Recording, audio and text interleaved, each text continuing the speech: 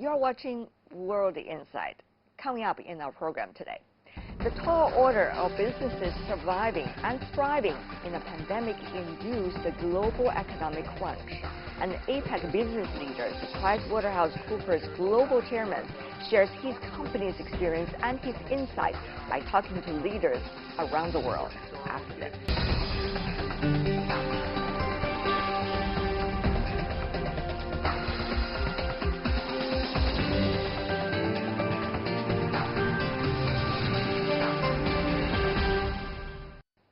Welcome back. You're still watching World Insight with me, Tian Wei. Today we're focusing on the just wrap-up APEC CEO Summit. This year's APEC CEO Dialogues, held virtually, brings together government and business leaders from 21 APEC member economies. The top agenda: work together to spur post-pandemic growth. On that, do listen to my conversation with the global chairman of PricewaterhouseCoopers, Robert Moritz, for his insights on the global business environment. Mr. Moritz, good to see you. It's great to see you, Tian, as well, and good morning to those that are in the audience and watching around the world to this important conference. I just apologize I can't be with you in person. Thank you for joining us. My first question, I see you personally and also your teams around the world have been very proactive over the past 11 months in order to deal with the crisis we have in this world. When you are talking to business leaders around the world, what are they saying about the state of the global economy, sir? Well, it's clear as we talk to executives, government officials, and community leaders that there's a challenge in the economy. If you were to go back a year ago, we were starting already to see some of the slowdown from an economic growth perspective. COVID-19 and the pandemic has only accelerated that slowdown and put it on steroids in terms of the impact it's had around the world. Clearly, we're looking and anticipating vaccines that'll help, but it's uncertain in terms of the impact of when, in fact, that'll come into effect in scale sufficiently enough to right-size the economy as it looks today. At PwC, we're projecting a slowdown in the economy in 2020 by about almost 4.5%, 5%. But we do see the opportunity for a rebound in 21. This is all dependent on how things progress over the next few months. But what's important is when we talk to our clients, the CEOs, their management teams, their boards, their supervisory boards, the ones that are most successful and most positive are using a framework. They're repairing the damage that's been done, maybe excess debt that's been brought on their balance sheet, or a loss of a supply chain, or loss of a connection with a consumer. They are rethinking their purpose and their business models. They are reconfiguring their assets. They're restarting with a sense of urgency and energy, with speed and agility and adaptability. And they are reporting. They're reporting to demonstrate the progress they're making against stakeholder needs, not just shareholder needs, to demonstrate what they're doing to be more inclusive with that growth. You talk about the inclusive growth for the business community. Obviously, that's also the topic for this year's APEC CEO conference. But, how to be inclusive at this time when most of the companies are under financial strains? This is a question I'm sure business leaders around the world are asking them every day. Yes. Well, first, as we think about this issue, we need to have leadership teams step up and respectfully challenge the norms that we've demonstrated over the last few decades and learn from the challenges of the past. I will argue that even the lessons from 10 years ago during the last financial crisis were not fully absorbed and therefore after were applied. But step back, if you can, Tian, to the challenges. We see megatrends, demographics, shifting capital markets, the concepts of urbanization, the implications of scarcity of resources, and the impact of technology.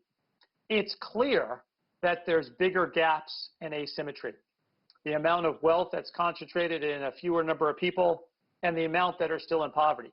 Clearly, capitalism, as we've defined it, has served society well over the past few decades, but with more transparency and more trends and asymmetry, we see more people being left behind. The system is not serving them well. As a result, we have to think about this system, because due to that system not serving them well, there's a loss of trust. As a result, there's a rise in nationalism and populism. There's a disenfranchised with the system, their governments, the business community, or their leaders. So as a result, you've got to engage more to understand the world needs and articulate your purpose. You've got to understand what it means to actually think about the SDGs, the Sustainability Development Goals that the UN put out and others are focused on. And you need to equally importantly focus your strategy to be not just focused on shareholders, but stakeholders. These stakeholders now have a much bigger voice. We talk about investor activism. Yeah. I will argue that consumer activism becoming bigger and more important. Employee activism is becoming bigger and more important.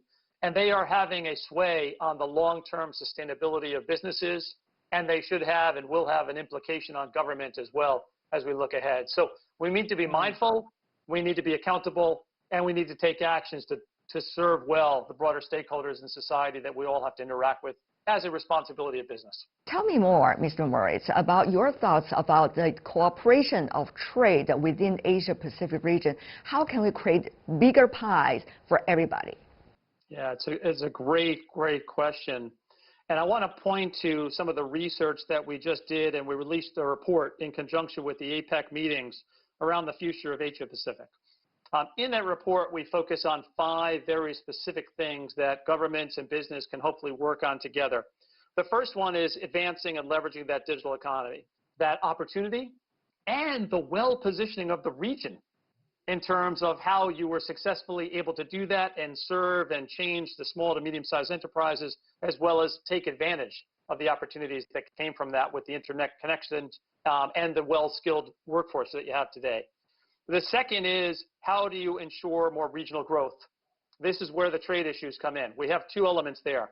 There's a great opportunity as you look at trade across the region, and the opportunities, because the demographics are so well foundational in terms of the opportunities as you look at the number of people in that region, the number of people that are rising from the middle class, and the needs that they will have. Trade will become important because no one country can serve all their citizens. The second part of the trade issue is how you continue to advance in the trade with these other countries outside of the region, be it in the EU, in Africa, particularly the US and otherwise. And that's another opportunity which we know has been a challenge over the last couple of years because of this concept of nationalism and protectionism. But you do see the needs. Let's just take one very small example, if I can, Tian. Each year we ask our CEOs that we survey, what are the number 1, 2, and 3 areas for investment if outside of your home country? While we've seen the trade wars, arguably, between US and China, the number 1 or number 2 countries everybody wants to invest in is the US and China. It's the same answer for those businesses from US and from China. So while our politicians and the media make this a big challenge, and it is, I want to recognize that there's still a fundamental dependency on one another. And we have to build on the positives that exist and continue to think about the end game here, which is how do we advance the opportunities for our people in terms of how they live and work, and the economic opportunities that come from that, both for those individuals as then the country itself. Excellent points, Bob, over there. Let me just follow up on some of the things you just said. You talk about the importance of a trade within the region and beyond. We noticed that not long before this year's APEC summit, and certainly APEC CEO Dialogue, RCEP has been signed by 10 economies in the ASEAN countries and the economies, and also by China, South Korea, Japan, together with Australia, New Zealand. Many suggest this is one of the largest trade gesture from the international community for multilateralism. What is your take about the opportunities this could create for our region, our Asia-Pacific region? And what does it mean for some of the points you already said about engaging the stakeholders? Yeah, to me, it's great opportunity. I think it's actually a very positive step forward in terms of the arrangements to ease the facilitation of trade across the region. Obviously, as one of the key indicators of people willing to invest is how do we make it easier to do business with those countries and across those countries. And this trade agreement actually helps start to take down more and more of the barriers to move with speed and urgency to enhance that trade. if in fact you're able to deliver the goods and services more effectively and efficiently, if you're able to deliver good quality services in a carbon-free way with new different skills, I think those opportunities continue to outpace perhaps the rest of the world. When you look at the underlying demographic shifts and the needs of the rest of the world that will depend on this particular region going forward. That will pay dividends in terms of future employment. That'll pay dividends in terms of future economic growth and investment capability to reinvest in the citizens of the region and the stakeholders of the region across all 10 plus countries that are in that trade deal, as well as the other countries that are represented today at the APEC meetings themselves. Great thought over there. In fact, we've been talking to business leaders, and they have very similar answers of what you have just said, that take advantage of what we have and plan for the future. They say the secret of getting ahead is really to getting started, as you just mentioned above. Let me move on to a question that you repeatedly emphasize on, that is the green development. But there's one thing we are facing, dampening effect of pandemic, economic recovery challenges, and also, of course, a lot of gaps within various economies and society. This will make the priority become difficult for businesses. So how to still make green a priority? Is there still much appetite for businesses, Bob? It's interesting, Tian. A year ago, when we were together at this conference and doing it, when you looked at the World Economic Forum, the environment was a top 3 priority for just about every conversation. Yes. It was evident based upon the natural disasters that were happening around the world. It was evident in some of the activism that was happening from stakeholders, and you saw it with investors. Investors in ESG funds and others were very active in terms of getting to be more progressive in this area. Why? Because they did see sustainable and green financing as an opportunity for the future. And those that focused on it, those that focus on your ESGs, actually statistically, when you look at the academic research, have a more likelihood of success avoiding bankruptcy and remaining sustainable. So organizations clearly moved in this direction. Banks and insurance companies clearly started to ask these questions. And for any business, the CFO, the CEO, the investor relations persons typically were getting questions from their bankers, their analysts, their credit agencies, and others about this place. This is not a one or the other. COVID, economy, or green. It's an and statement. There is a tremendous power in the and. What I mean by that is you can actually solve for transforming organizations and do it in a more climate-friendly way. That allows for you to achieve multiple objectives and create opportunities. And I think that's what many have seen with countries lately, where they are banking on the innovation that'll come to solve for these problems, creating job opportunity as a result of new companies and new jobs as a result, and making sure that they are seen as clean, climate-friendly, and satisfying the stakeholder needs that the consumers, the employees, or the investors, or the bankers want them to make. And I think that's a great opportunity. We see many examples from PwC. We, PwC, made our own commitment recently to be net zero by 2030. Why? Because our clients expect us to do the same. Our clients will expect us. Our employees will expect us to do the same. If not, they will not join us. If we don't do it, our clients won't use us. So there is a business reason that actually hits the bottom line, as well as being a good corporate citizen and taking care of society. This is an and statement, and there's tremendous power in doing both. Not only businesses, but also economies in the Asia-Pacific region are committing. The country where I'm originally from, China, for example, have been committing to be net zero by the year 2050. And also we see Japan, for example, has also been making commitment, other economies as well. But there is the thing, Mr. Moritz, how to make sure that the business world will be working with the national policies and be able to encourage one another. I think that would be a very interesting phenomenon to watch. What is your take? Yeah, I think as we come back to this concept of reporting, I said the 5 R's, right? So repair, rethink, reconfigure, restart, and report. The reporting will do two things. It will demonstrate the progress we've made, and it'll demonstrate comparability, one country versus another, one business versus another, which will be the judge, and the stakeholders will be that judge. As a result, business and business leaders now are understanding the role is not just about how do I take care of my company. It's about how do I take care of my company and its stakeholders. So therefore, they will do what they can with their company. They will work with their stakeholders and their business partners and others in their ecosystem, and they will be more vocal in working with government leaders to talk about the public-private partnership that has to exist to deal with these challenges going forward. And the organizations that are doing that are more trusted. Mm-hmm. Trust is a commodity today that is weakened quite a bit over the last number of years. To be successful, to be sustainable, and to achieve your outcomes, you need to be more trusted. The employees, your stakeholders at large, will want you to do more with your voice. Wonderful. Thank you, sir. Two follow-up questions from the audience that are writing to us about what's the role of multilateral organizations like APEC to help economies rebuild in a more inclusive way?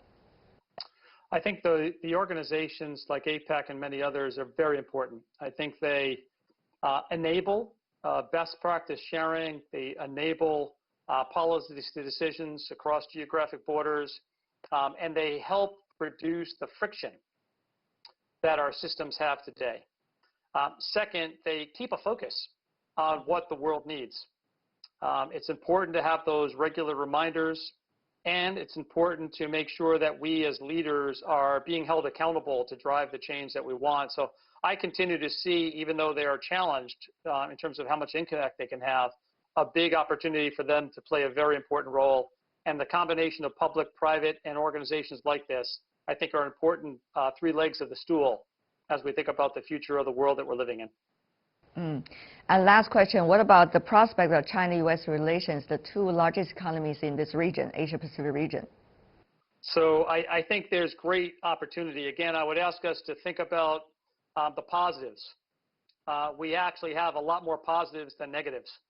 I know it's still a challenge for businesses and governments to think about the competitive landscape that each of them are in and the role that we can play in the world around economy, security, and values.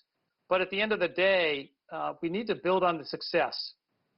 The last few decades has demonstrated this world is a lot more connected and interdependent than disconnected and fragmented, similar to what's happened with the nationalism and protectionism. And the quicker we realize that humanity needs help, and the quicker we recognize that the system that we all have worked so hard at and benefited from needs to change and evolve and bring us to a better place. That's not limited to the geographic borders. That is applicable across the world, and there's many country worlds that need the U.S. and China to help with that. So the quicker we can get to at least more common ground and to launch from, I think the better we'll all be. And I do see great opportunity in that as we think about the next few years yet to come. No matter where the leaders are coming from or which field, whether business or political leaders, one thing is so important, the sense of responsibilities. Thank you so much, Bob Moritz, Global Chairman of PricewaterhouseCoopers, for sharing your insight. That's my conversation with Robert Moritz, the Global Chairman of PwC. That's all the time we have for today. If you'd like to see more, search World Insight, that's the name of our program, or check out our YouTube channel. Follow us on Twitter and Facebook. I'm Tian Wei.